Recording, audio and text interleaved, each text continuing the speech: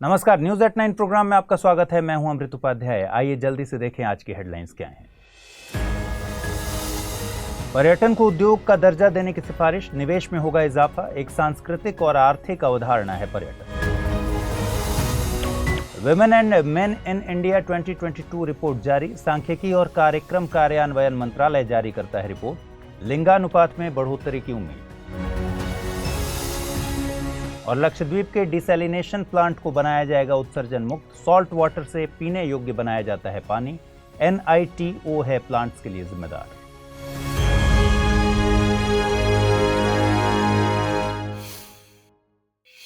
खबर शुरू करने से पहले बता दूं, मैं स्टडी IQ IAS हिंदी की टीम ने हिंदी माध्यम में दूसरा लाइव फाउंडेशन बैच शुरू किया है। 11 मार्च शाम 6 बजे से इस बैच की शुरुआत हुई है। हालांकि 20 मार्च तक इसमें एडमिशन लिया जा सकता है। कोर्स में छूट हासिल करने के लिए अमृत लाइव कोड का प्रयोग कर सकते हैं, जिससे ये कोर्स आपको केवल 18,999 रुपये में हासिल होगा। इस कोर्स के बारे में ज्यादा जानकारी के लिए डिस्क्रिप्शन बॉक्स में दिए गए लिंक पर क्लिक कर लीजिए। आइए खबर शुरू करें। केंद्र सरकार ने राज्यों और संघ शासित प्रदेशों को पर्यटन को उद्योग का दर्जा देने की सिफारिश की है। उद्योग का दर्जा मिलने से पर्यटन क्षेत्र ज्यादा प्रतिस्पर्धात्मक यानी कॉम्पिटिटिव हो जाएगा, जिससे निवेश बढ़ने के साथ हॉस्पिटैलिटी प्रोजेक्ट्स की लागत में भी कमी आएगी। इससे इन प्रोजेक्ट से निवेश में इजाफा होगा। वर्तमान में 10 राज्य और 1 संघ शासित प्रदेश ने पर्यटन को उद्योग का दर्जा दिया है। इन राज्यों में गुजरात, केरल, राजस्थान, पंजाब, गोवा, कर्नाटक, उत्तराखंड, महाराष्ट्र, जम्मू कश्मीर, हिमाचल प्रदेश और त्रिपुरा शामिल हैं।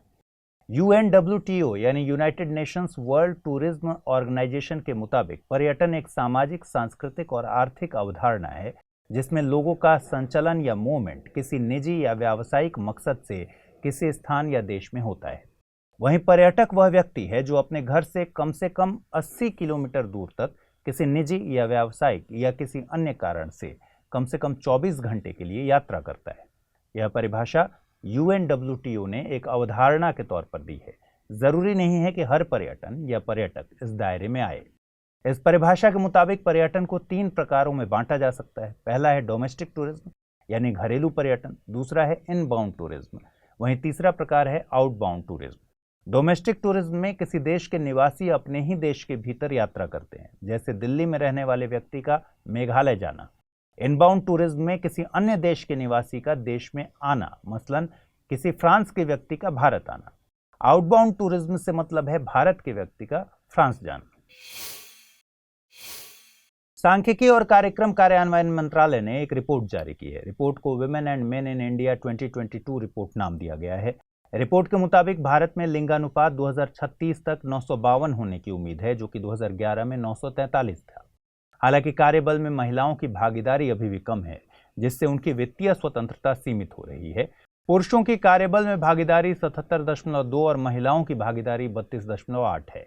महिलाओं की पुरुषों की तुलना में इतनी कम भागीदारी की वजह सामाजिक कारक, शिक्षा और वर्क प्लेस पर लिंग के आधार पर होने वाला भेदभाव है।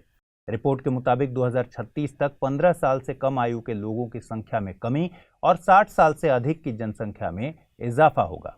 महिलाओं की शादी की उम्र में इजाफा होने से प्रजनन दर में भी गिरावट देखने को मिली है। आपको बता दें कि सांख्यिकी और कार्यक्रम कार्यान्वयन मंत्रालय 15 अक्टूबर 1999 को स्वतंत्र मंत्रालय के तौर पर अस्तित्व में आया था। मंत्रालय में 2 विंग हैं, एक सांख्यिकी से संबंधित है, दूसरा कार्यक्रम कार्यान्वयन से। सांख्यिकी से संबंधित विंग को नेशनल स्टैटिस्टिकल ऑफिस कहा जाता है। इसमें सेंट्रल स्टैटिस्टिकल ऑफिस और computer centre and the national sample survey office शामिल है। वहीं कार्यक्रम कार्यान्वयन विंग में 3 डिवीजन हैं। इनमें 20 point program, infrastructure monitoring and project monitoring और member of parliament local area development scheme शामिल है। इन 2 विंग के अलावा एक राष्ट्रीय सांख्यिकी आयोग है, जिसे भारत सरकार ने एक प्रस्ताव के जरिए गठित किया था। यह एक स्वायत्त संस्थान है। इंडियन स्टैटिस्टिकल इंस्टीट्यूट को एक अधिनियम के द्वारा राष्ट्रीय महत्व की संस्था का दर्जा दिया गया है। 17 मार्च को जोसेफ बैप्टिस्टा की जयंती मनाई जाती है। उनका जन्म 17 मार्च 1864 को मझगांव, बॉम्बे में हुआ था। आज़ादी के 75 साल पूरे होने पर मनाए जा रहे अमृत काल में उन्हें अनसंग हीरो की संज्ञा दी गई है। अनसंग हीरो से मतलब स्वतंत्रता के दौरान एक्टिव रहे उन व्यक्तियों से है जिन्हें इतिहास में पर्याप्त जगह नहीं मिली। उन्हें काका की उपाधि दी गई थी।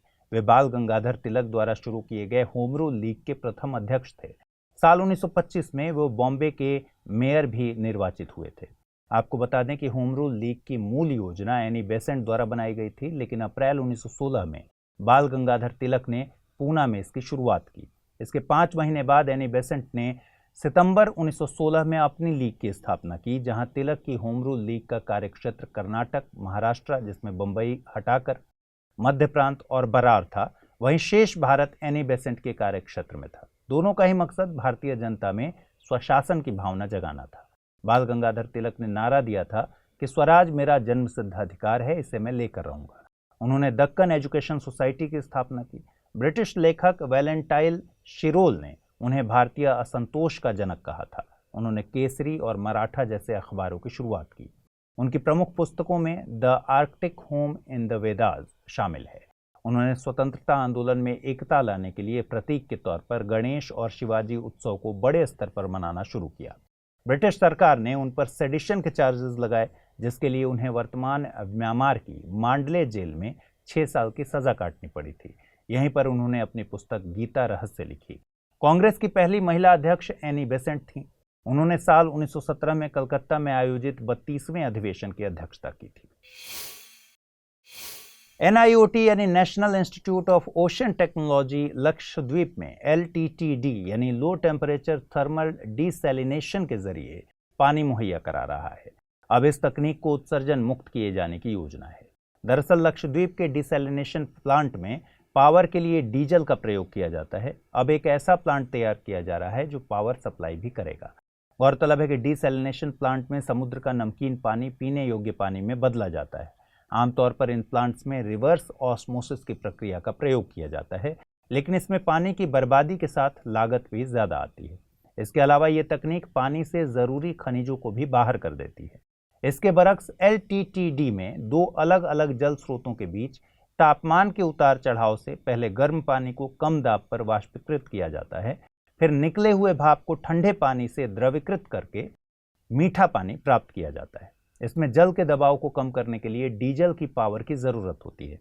अब इस ज़रूरत को कम करने के लिए हरित तकनीक का प्रयोग किया जा रहा है। NIOT पृथ्वी विज्ञान मंत्रालय के तहत काम करने वाली संस्था है।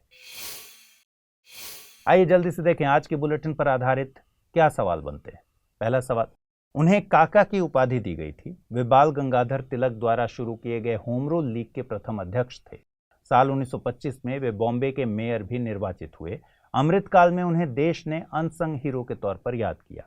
उपर्युक्त पद का संबंध किससे है? लाला लाजपत राय, जोसेफ बैप्टिस्टा, फिरोज शाह मेहता या फिर MG रानाडे। अगला सवाल है, निम्नलिखित कथनों पर विचार कीजिए। Women and main in India 2022 report NITI Aayog द्वारा जारी की गई है। गीता रहस्य पुस्तक के लेखक दयानंद सरस्वती हैं। सही कथन या कथनों का चुनाव करना है, केवल एक, केवल दो, एक और दो दोनों, न तो एक न ही दो। आइए देखें पिछले बुलेटिन पर आधारित क्या सवाल मैंने पूछे थे और सही जवाब क्या है। पहला सवाल था, हाल ही में भारत और विश्व बैंक के बीच एक समझौता हुआ है। यह समझौता 4 राज्यों में ग्रीन नेशनल हाईवेज कॉरिडोर को लेकर हुआ। इन राज्यों में शामिल हैं राजस्थान, उत्तर प्रदेश, गुजरात, हिमाचल प्रदेश। कूट का प्रयोग करना था 1, 2 और 3, 1, 3 और 4, 1, 2 और 4 या फिर 1, 2, 3 और 4।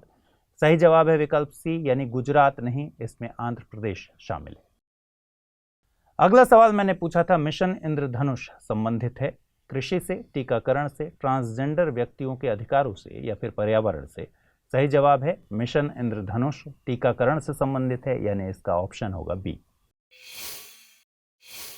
तो चलिए आज के बुलेटिन में इतना ही रखते हैं। अगर आप इस बुलेटिन की PDF चाहते हैं तो अमृत उपाध्याय 007 टेलीग्राम चैनल पर जाइए, जहां इसकी PDF मिलती है। आज पूछे गए सवालों का जवाब जरूर कमेंट बॉक्स में दीजिएगा और आपको ये प्रोग्राम कैसा लग रहा है ये भी बताइएगा। अपना ख्याल रखिए, ठीक से पढ़ाई कीजिए। कल रात 9 बजे पूरे हफ्ते के करंट अफेयर्स की कंपाइलेशन आपको मिलेगी, उसे ज़रूर देखिएगा। नमस्कार।